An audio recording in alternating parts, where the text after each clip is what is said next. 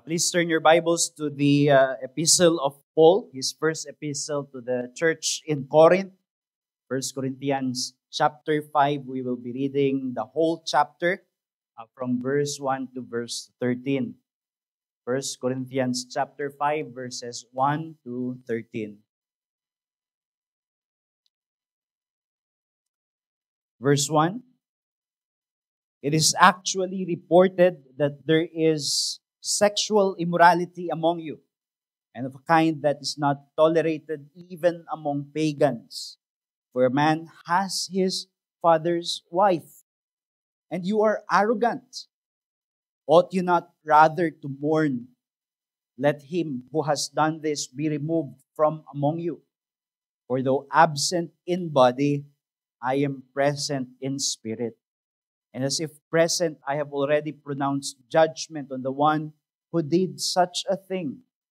When you are assembled in the name of the Lord Jesus, and my spirit is present with the power of our Lord Jesus, you are to deliver this man to Satan for the destruction of the flesh, so that his spirit may be saved in the day of the Lord.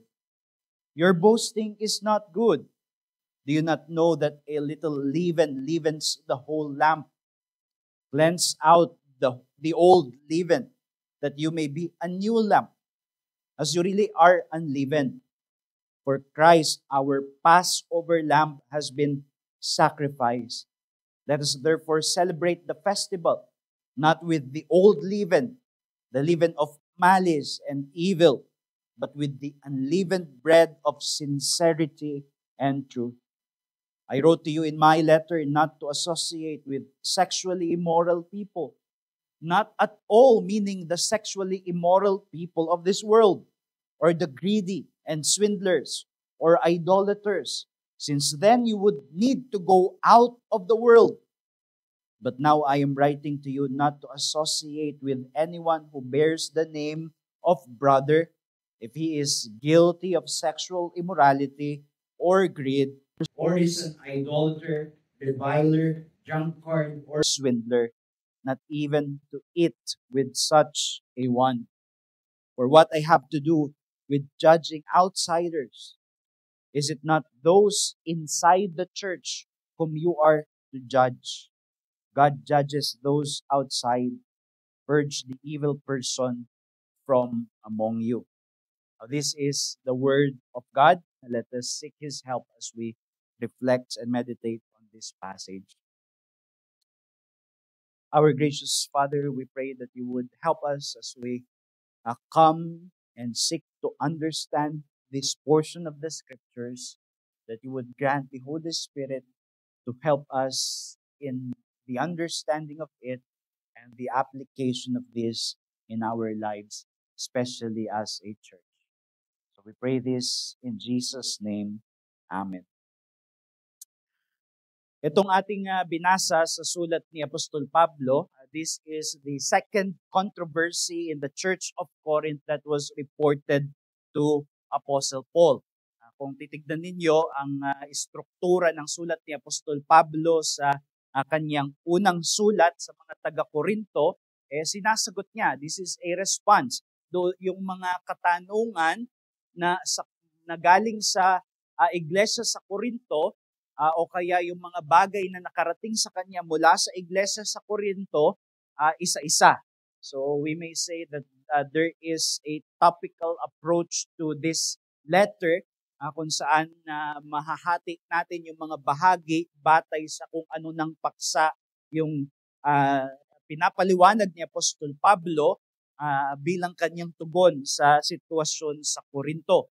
Nauna yung chapter 1 to chapter 4, kung saan si Apostol Pablo ay nagbibigay ng mga katuruan upang panatilihin yung kaisahan ng iglesia dito sa Korinto, because it has been reported to him that there are actually parties among them, mayroong pagpapangkat sa kanila na batay doon sa kanilang mga pinuno na nagbautismo sa kanila at kanilang mas hinahangaan. And the Apostle Paul dealt with that in 4 chapters now. In this single chapter. In chapter 5, makikita natin yung kaso naman ng isang lalaki na yumakap sa isang pamumuhay sa kasalanan, a case of sexual immorality among them as a member in the church.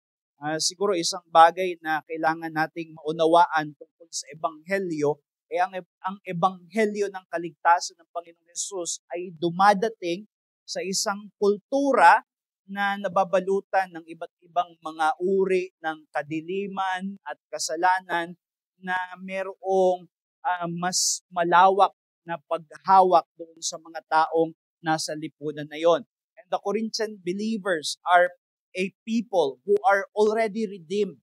Sila ay niligtas na ng Panginoong Hesus. Sila ay binigyan na ng bagong buhay ng kanyang biyaya, but they still carry a baggage from their sinful culture. Meron pa rin silang dala dahil sila ay namuhay ng matagal sa isang lipunang makasalanan, ito ay patuloy nilang kailangang paglabanan at itong kultura na ito na matagal na humubog sa kanila, ang kailangan nilang patuloy na kumprontahin ng ebanghelyo ng Panginoong Hesus na nagpapalaya. Alam niyo kasi yung city of Corinth, kung saan nandoon yung Corinthian church, it was actually proverbial for their sexual wantonness, their sexual libertinism, yung kanilang pagiging malaya sa mga bagay na sexual sa panahon ng ancient world. In the ancient world, kilala ang Corinth sa ganon. In fact, sa mga neighboring places ng Greco-Roman society, ang kanilang term for sexual perversion is Corinthiazomai, to Corinthianize. To Corinthianize means to engage in lascivious acts of sexual immorality. And then, the gospel came in their midst, in this society, and it has brought people out of this life, sanctified them in Jesus Christ, so that they may now live defined not by their culture, but by the saving kingdom of Jesus Christ. Dumating ang ebanghelyo sa kanila. Pero hindi ibig sabihin nun na hindi na sila mababother ng kanilang sinful culture. The sinful culture which from where they have been brought out, ito'y patuloy na magsisikap na hilahin sila pabalik sa ganitong uri ng kaisipan at pamumuhay. And then here in this passage, we see a case of that. Because here, there is a man who engaged in a case of immorality that the Apostle Paul defined in verse 1 as something that is not tolerated even among pagans. Kahit daw sa mga pagano, ito'y nakikita nila na bagay na hindi dapat konsintihin. And what is the specific case of this man's sin? Well, he married or he partnered sexually with his father's wife. Hindi ito nanay kasi otherwise sasabihin na lang na nanay, di ba? Ito ay, we can say, stepmother. This is the wife of his father, not his own mother, perhaps a second wife. Nagkaroon siya ng relasyon doon sa kanyang stepmother. And even the pagan philosopher, Paul might have learned of that, si Cicero, na isang Greek philosopher, he expressed disgust in such a case, saying that such union is unbelievable. Ibig sabihin, even the pagans, even the Greeks in their in their distorted moral sense, it is still capable of seeing that this isn't right. And yet, dito uh, sa Corinthian church, they have won and they have not done anything in order to correct the life of this person. Sa lumang tipan, this case is clearly established as a sin, as a crime against the law of God on 2 counts.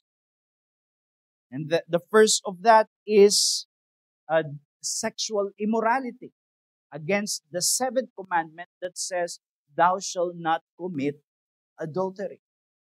Then you also have the 5th commandment, which says,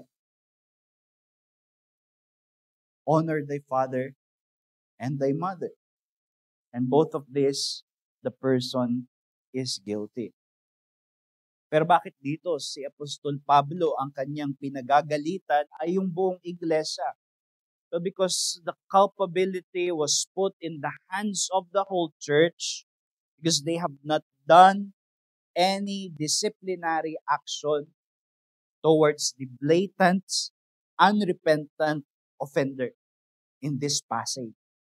Because this now becomes a case of moral apathy, a case of moral laxity in the church, inside the church. Something that is not tolerated by the pagans has more than just been tolerated by the church. We find the Apostle Paul saying here that they are even boasting about it. They are boasting in what sense? Perhaps they are saying, we are that group that is very tolerant and loving, and we would not have any corrective disposition doon sa isang tao na kailangang disiplinahin. We are just not that kind of Christian culture. We are loving and kind and tolerant and peaceful. But for the Apostle Paul, this is not right. That's why he writes to this church, and he seeks to call this church towards a united action in removing this man from their fellowship. And there is no ambiguity in the Apostle Paul's command. He used the word removed, that this person is to be removed from among you, that he is to be handed to Satan, that they are to be cleansed from this person, that they are to purge this person from among them. Now, this is what we call in ecclesiology as excommunication. Ito yung aksyon ng isang iglesia kung saan nagpuproklama sila at inaaksyonan nila na yung isang miyembro ng iglesia ay tinatanggal na sa pagiging miyembro at idinideklara na hindi siya nagpapakita ng ebidensya ng pagiging tunay na Kristiyano. And that declaration comes from a clear evidence that there is no faith and no repentance, which is what makes a Christian. Yung may pananampalataya kay Jesus at may pamumuhay na nalalarawan ng pagsisisi, hindi ibig sabihin hindi na nagkakasala kung hindi siya ay hindi na inaalipin at pinangungunahan ng kasalanan. It is called excommunication, and it is according to the teaching of our Lord Jesus in Matthew chapter 18, when it says that someone who is called brother, if he refuses to repent, siya ay tatanggalin to be treated no longer as a brother, but as a Gentile or tax collector. Translating that, to be treated only now as an unbeliever. Ngayon, kung ito lang yung pagbabatayan natin ng mga talata, maisip natin na ito lang ba ang disiplina ng iglesia, yung pagtatanggal ng isang miyembro. So that is not the case. We can turn to 2 Thessalonians 3 verse 15 para makita natin that there is a stage in discipline kung saan nasa gitna yung isang tao ng pagkakaroon ng full membership at excommunication. Ibig sabihin, hindi siya excommunicated, pero hindi rin siya fully received as a full-fledged member of the church. What we now call as suspension. At makikita natin ang basis niyan sa 2 Thessalonians 3 verse 15. Kung saan sinabi ni Apostol Pablo sa verse 14, if anyone does not obey what we say in this letter, take note of that person and have nothing to do with him that he may be ashamed. Now compare that to 1 Corinthians 5 and to Matthew 18, parang it carries the same language of discipline where a person is taken note of because of his refusal to obey Jesus Christ in his life and to demonstrate a life of repentance. Pero pag binasa mo yung verse 15, makikita mo na ibang action pa ito sa 1 Corinthians 5. Because here it says in 2 Thessalonians 3 verse 15, do not regard him as an enemy, but warn him as a brother. So ito yung tinatawag na suspension. Yung suspension ay yung pagkilala doon sa isang nagkasala na kapatid pa rin. Dahil may nakikita pa ring ebidensya o pag-asa ng pagsisisi at pananampalataya, pero kailangan pa ng pagsusuri at patuloy na proseso ng pagtatama. So we need to distinguish these two things. Merong excommunication. And brethren, excommunication is something that we want to apply after all has been exhausted. So hindi mali ang iglesia ng Espiritu gustong-gustong mag-excommunicate. It is the last resort when all has been exhausted. Pero gusto ko lang sabihin yon para pagbalik natin dito sa 1 Corinthians 5 kasi ang titignan natin dito ay yung motibo.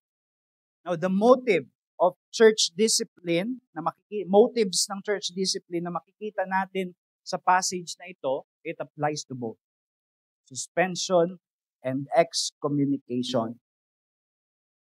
Now, it is important to ground this practice of church discipline in the gospel, as pulled up in our passage. Ginawa ito ni Apostle Paul sa una pa lang, 1 Corinthians 1-4, kung saan pinaliwanag niya na ang solusyon sa kanilang pagpapangkat-pangkat bilang iglesia ay yung pagkilala kay Jesus. Na si Jesus na nagligtas at bumili ng iglesia sa kanyang sariling dugo, ginawa niya ang bayan na ito upang maging kanyang katawan. At kung si Jesus ay hindi hati-hati, dapat kilalanin ng iglesia yung kanilang pagiging isa kay Jesucristo. In other words, for the Apostle Paul, many problems in the church are to be addressed by the gospel. And the same is true here in 1 Corinthians 5.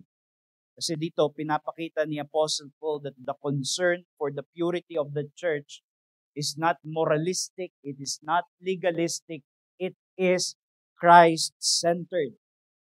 Read verse 7. Cleanse out the old leaven, that you may be a new lump, as you really are unleavened. For Christ, our Passover lamb, has been sacrificed.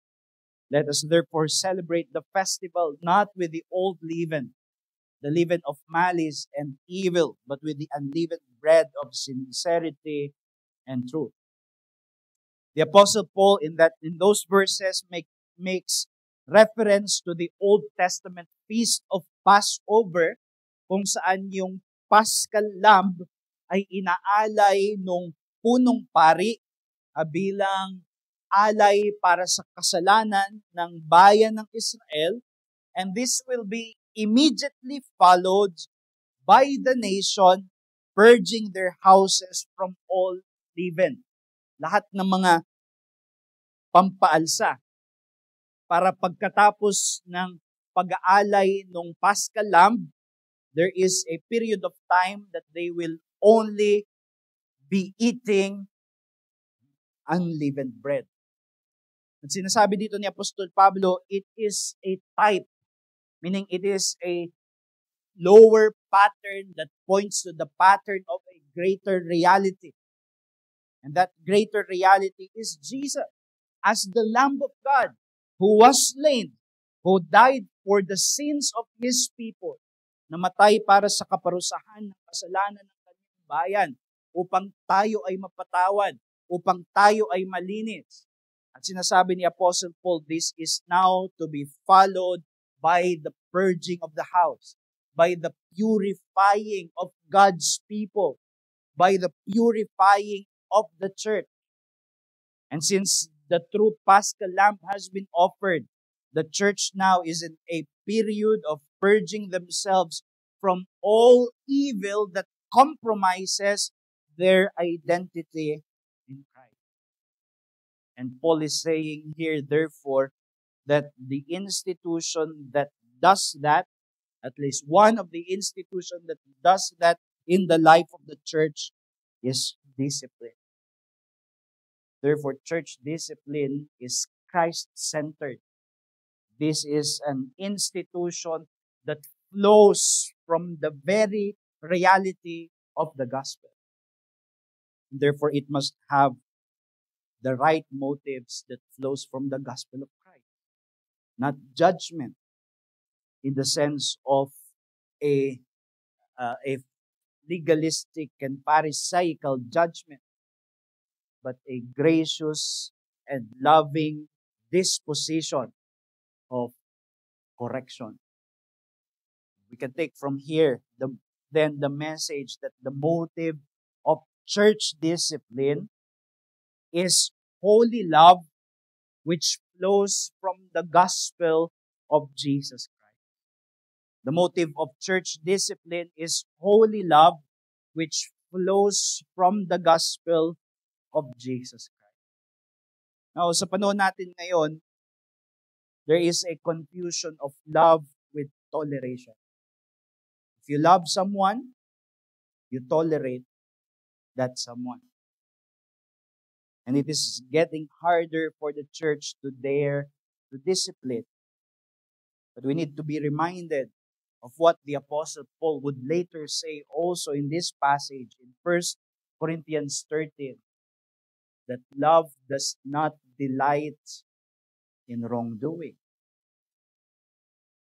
Therefore, I say this, fully convinced that the most loving way to deal with a blatant and even unrepentant offender in the church is to employ disciplinary action. Both whatever is appropriate, whether a personal correction, suspension, or when or if it is necessary, excommunication. Why is it the most loving thing? I will give 3 reasons why.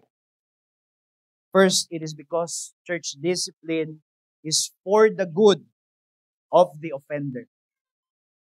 Second, church discipline is for the good of the church. And third, it is for the good of the world. So for the offender, for the church, and for the world, this is the most loving action. This is a most loving action of the church of Jesus Christ when there is a sinning member in their midst. So the first of that is that it is for the good of the offender. There is a weight in the Apostle Paul's statement in verse 5 that he describes this process of excommunication as the delivering of a man to Satan. Verse 5 says, you are to deliver this man to Satan for the destruction of the flesh. Ibig sabihin, ibinabalik siya, parang yung iglesia, yung kanyang kamay ay ibinibigay niya yung taong ito kay Satanas. And that is confusing language if we don't understand what it means. But take note that in verse 5, the Apostle Paul gives the reason why, and it is not in order to condemn him, in order to be vindictive against him, but it says so that his spirit may be saved in the day of the Lord. It is at least the hope na yung kanyang kaluluwa ay maligtas pagdating sa araw ng Panginoon. Anong ibig sabihin ng deliver this man to Satan? Well, it simply means that you hand that person back to the world. Again, this is excommunication. Ibinabalik siya sa sanlibutan kung saan naman siya nanggaling. Kung saan naman tayo lahat nanggaling. Sa sanlibutan, sa ilalim ng impluensya ni Satanas bilang mga makasalanan na hiwalay sa pagliligtas ni Jesus. That is our condition. And to hand a person back to Satan means to remove the protective institutions of grace that the church offers to each and every one of us as members of the church, in order that he would not enjoy those benefits. He is to be away from that spiritual protection and support of the church. He would not gain any assurance from the Lord's Supper that his being away from the Lord's Supper is demonstrating that he is not a worthy participant from the table. He is to be away from the nurturing fellowship of the believers in the Word in order to show that there is no fellowship that exists between light and darkness. He is to be away even from the corporate prayer of the church as an excommunicated person, as the Apostle John says. Anyone that whose sin leads to death, he commands that the church would not pray for them. But the given aim is not the man's destruction, but the hope of his final salvation, as Paul said here in this passage, that so that his spirit may be saved in the day of the Lord. Which means this is the desire. This is the heart. The heart is to see this person restored in grace, renewed in faith and repentance. That is why it is not from a vindictive spirit that looks down on sinners. It is as a beggar telling other beggars where the bread is. So discipline is aimed towards the spiritual good of the offender. Isa kasing bagay, mga kapatid, na kailangan nating maunawaan. Kapag ang isang tao ay nagpakasasa sa kasalanan, when a man indulged in outrageous sin, something had already damaged and corrupted his conscience. The conscience had been desensitized from the eternal consequences of sin. Alam niyo yung desensitized, di ba? Nawala yung sensitivity. Nagkaroon ng pagmamanhid sa konsensya. Ito'y hindi nangyayari ng biglaan. Ito'y nangyayari ng unti-unti. Kapag nagkakaroon ng korupsyon dahil sa kasalanan, until eventually the conscience has malfunctioned and it can no longer respond with properly doon sa bagay na kung ano yung tama at mali. And what church discipline does, or at least what it seeks to do, is to seek to awaken the conscience of an offender about the nature of sin, the evil of sin, and the threats of sin if not repented of. Ito ay panggising. Panggising doon sa konsensya na pinatigas at kinalyo dahil sa pagyakap sa kasalanan. And what we hope to happen is that it would have the effects just as it did with the prodigal son who, after being away from the bounty and generosity of his father, at nakita niya yung sanlibutan kung saan nagpakasasa siya at hanggang umabot siya sa punto na kinakain niya na yung pagkain ng baboy, makikita niya yung katotohanan that I was better there. I shouldn't have left in the first place. Ngayon na ako ay nahiwalay dito sa aking mabuting ama. And therefore, he returned, seeking the forgiveness of a father who was eager to forgive. Not reluctant to forgive, but eager to forgive. And therefore, it is when the church loses sight of the perils of sin that she becomes soft towards the unrepentant. And it is then when we mistake toleration with love. But it is anything but love, dear brethren, when we confirm a person in the sins that threaten his or her very soul. Diba? Pag sinabi nating, okay lang yan. When the judgment of the scripture says, hindi okay yan. Remember in Genesis 3 verse 22 and the following verses there, after Adam and Eve sinned, and they were banished from paradise, and when there was a threat that they would seek confirmation by taking from the tree of life, God barred them from it. Why? Because the way back is the way forward. The way of faith, the way of repentance. When we withhold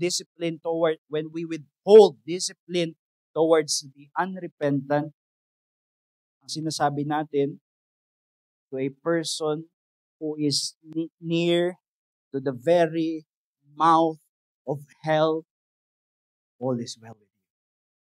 Okay ka lang. Hindi mo kailangang magising. And brethren, that person's blood will be accounted against us by our Lord. Just as Paul makes the whole church responsible here in this passage. Kaya isang bagay para maunawaan natin paano naging pag-ibig ang disiplina para sa nagkasala is we regularly renew to ourselves the eternally destructive effects of sin. Na yung kasalanan ay seryoso.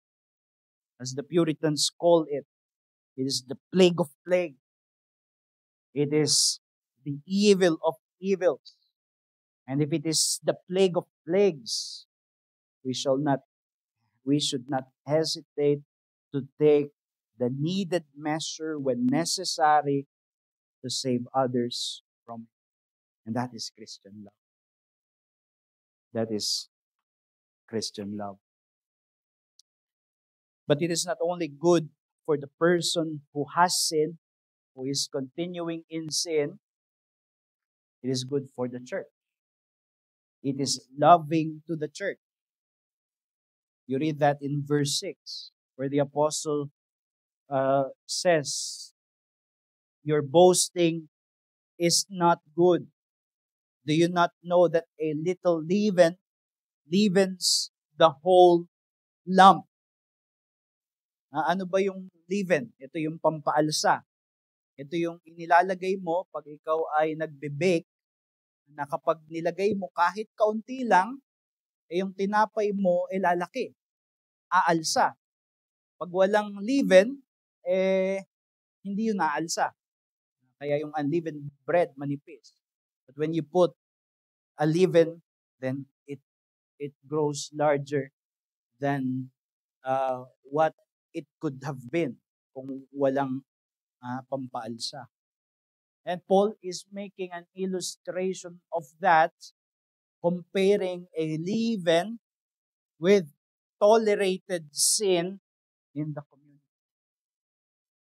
Kapag ka yung kasalanan sa komunidad o sa iglesia ng Panginoong Yesus ay kinonsente, well, it will not stay with one person, but it will affect the purity of the whole church. And therefore, discipline is a gracious institution in order to remind everyone in the church that sin is serious. Because when there is tolerated sin, then it shows that sin is not serious. And the members of the church can engage. This is one thing that we must understand about sin, is that it is highly contagious. Perhaps if one would not imitate the full-blown sin of a person who is disciplined, who should be disciplined, but at least some would move inch closer. It is like an epidemic if tolerated. Halimbawa, sa isang iglesia, kung saan maraming singles, for example, and then one engaged in unequal yoking, and it is tolerated by the church. The church even jokes about it and romanticize it. What happens next? All the single people would be going around dating apps together with unbelievers and seeking partnership with the unbelievers. So that is why we must recognize that it is for the good of the church that discipline is applied. Kaya isa sa mga maling mandato na apparently many churches have taken is to provide in a church at all times a non-threatening atmosphere. Diba? Yan yung kaisipan ng mga maraming evangelical churches ngayon. We want a friendly atmosphere, which is in a right sense, it is good to have. But sometimes what it means for others is that there should not be any spirit of judgment. And that is not what the Apostle Paul here, as if any idea of fear is to be rid of. But I tell you, dear brethren, that God desires fear in the church. We find that in Acts chapter 5, it is God Himself who directly excommunicated certain people in the church. Their names are Ananias and Sapphira. After deliberately lying in the church against the spirit of communal fellowship, which demonstrated that they are out of tune with what has been happening in that spiritual community. And what happens that God killed them on the spot, removing them from the church. And what it says in verse 11, as a consequence of what happened, is that fear came upon the whole church. Ngayon wala tayong pinapatay kagaya kay Ananias at kay Sapphira. At hindi tayo nag-expect ng Diyos ay kikilos sa ganong kapamaraanan regularly sa iglesia, and neither do we desire it. But church discipline ought to accomplish the same thing. That God is displeased with deliberate sin, and when the church pronounces the right judgment according to the mind of God, it is only right that fear should come upon the church in order not to engage in the same sin. Therefore, it is in this sense that church discipline is a means of grace hindi lang sa offender, but also to the whole church, because it shows the seriousness of sin. Therefore, we must cultivate a concern for the corporate holiness of the church. When there is a person who is to be disciplined, at iniisip natin, halimbawa, kawawa naman, madidisiplina, let us balance that both with the concern for the person's welfare and the church's welfare, the purity of the church. So it is for the good of the church. Yung isang modelo ng sigasig dito para sa kadalisayan ng iglesia ay si John Calvin. When even against the magistrates at Geneva, sinabi nila na ipag-participate sa Lord's Supper itong mga libertines who were respected in society but living lives that are out of step with the gospel. Calvin courageously barred the Lord's Supper from them, even embracing the symbols, saying, pwede niyong kainin yung kamay ko. Pwede niyong putulin yung aking binti. But you can never allow me to defile the table of my God. There is the concern for church unity, church purity.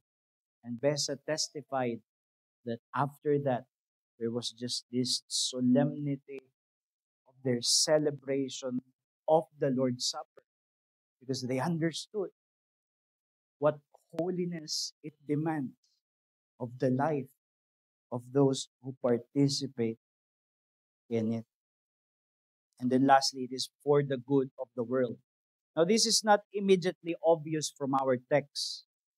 Pero basahin ninyo sa verse 13, kung saan sinabi dyan sa dulo, purge the evil person from among you.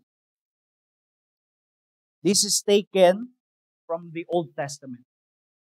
It's system of penalty against criminals, against wrongdoing, but now it is being applied to the church spiritually. So ang application ay spiritual. Ito ay galing sa civil law ng Israel, kung saan kailangan nilang i-exile o kaya patayin bilang estado yung kriminal. Now, yung iglesia ay hindi estado, pero ang application dito sa buhay ng bayan ng Diyos ay yung pagtatanggal sa kanilang fellowship ng isang nagpapatuloy sa kasalanan. But we know that in the Old Testament, their laws were given to them, including its system of penology, in order to demonstrate before the world that they are indeed the holy covenant people of God, so that it would strengthen their witness that there is only one God, Yahweh, against all the false gods of their time who could not sanctify. Now, Israel failed even in that calling. That's why all of them were purged. All of them were exiled from the land. But we are in the new covenant. And we perpetuate this calling of being a testimony of the holiness of God, since the Father who has called us is holy, so that also we may be holy in our conduct. Well, that means that discipline establishes the credibility of the church's witness to the unbelieving community. Bakit ito para sa ikabubuti ng sanlibutan? Dahil inaabot natin yung sanlibutan. Nais natin na yung mga hindi pa nakakakilala sa Ebanghelyo ay makakilala sa Ebanghelyo ng Panginoong Hesus. Sa pamamagitan ng ating pangangaral, pag-iebanghelyo, pagmimisyon sa mga hindi pa kumikilala kay Jesus. And therefore, it is the call of the church to adorn the gospel that they proclaim with a testimony of holiness before God and before men, so that they may see that the gospel indeed saves. Just as the Apostle Paul says in this passage in 1 Corinthians 6, verse 9, or do you not know that the unrighteous will not inherit the kingdom of God? Do not be deceived, neither the sexually immoral, nor idolaters, nor adulterers, nor men who practice homosexuality, nor thieves, nor the greedy, nor drunkards, nor revilers, nor swindlers will inherit the kingdom of God. And such were some of you. But you were washed, you were sanctified, you were justified in the name of the Lord Jesus Christ and by the Spirit of our God.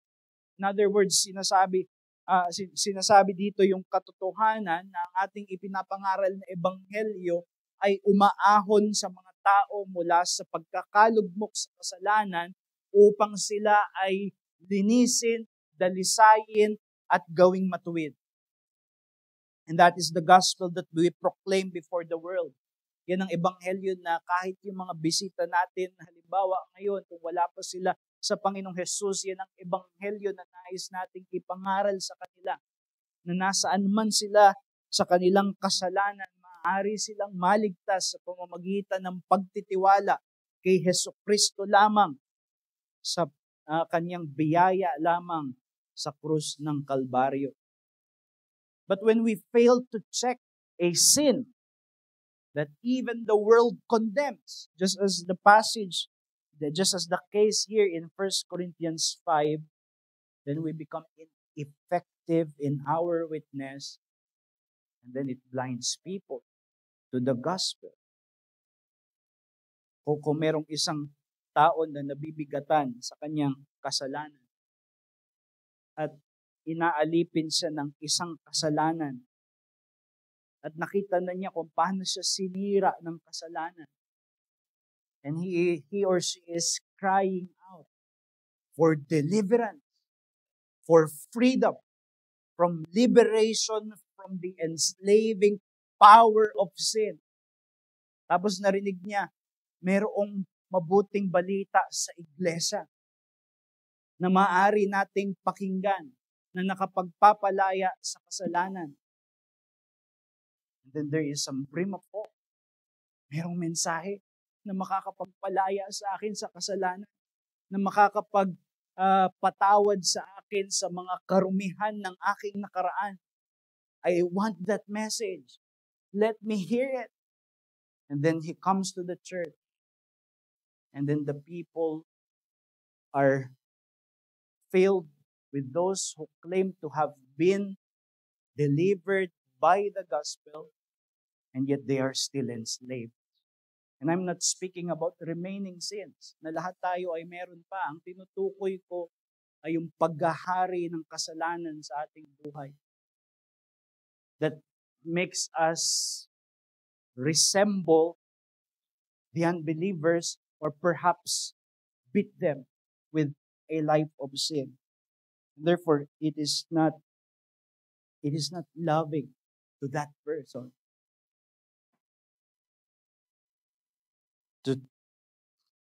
to say that we have a gospel that delivers from sin, and yet we allow that that the people who are witnessing to this gospel are those who are all that still enslaved by sin. So if we are to lovingly seek the conversion of the lost, then we must bind our witness with a genuine concern for holiness. Hindi pwede ito na magkahiwalay. So if you long for the gospel to penetrate minds and hearts by God's grace, then we need to take accountability and watchfulness to see that church discipline is faithfully executed in the church. Ang mensahe ng sanlibutan ngayon, in fact, even just last month, di ba? Love wins. Ang pag-ibig ay nagwawagi. They are using that slogan to justify lifestyles of sin. But we need to be reminded that wherever sin is celebrated or even tolerated, there love has been defeated. Because love does not delight in wrongdoing, but rejoices with the truth. That is Christian love. Let us pray. Our gracious Father in heaven, we pray that you would help us in the application and obedience of this gracious institution that you have provided the church. And we pray that you would always grant us wisdom and the help of the Holy Spirit in our desire to seek the purity of the church by applying the means of grace that you have provided, even these means when necessary. We pray for those who are not yet in Christ, that this may communicate to them that sin is serious before you, so that they would seek salvation and deliverance that comes from only one place, that is from the pierced hands of our Savior, Jesus Christ. So we pray that you would bless this for our benefit and for your glory. In Jesus' name, amen.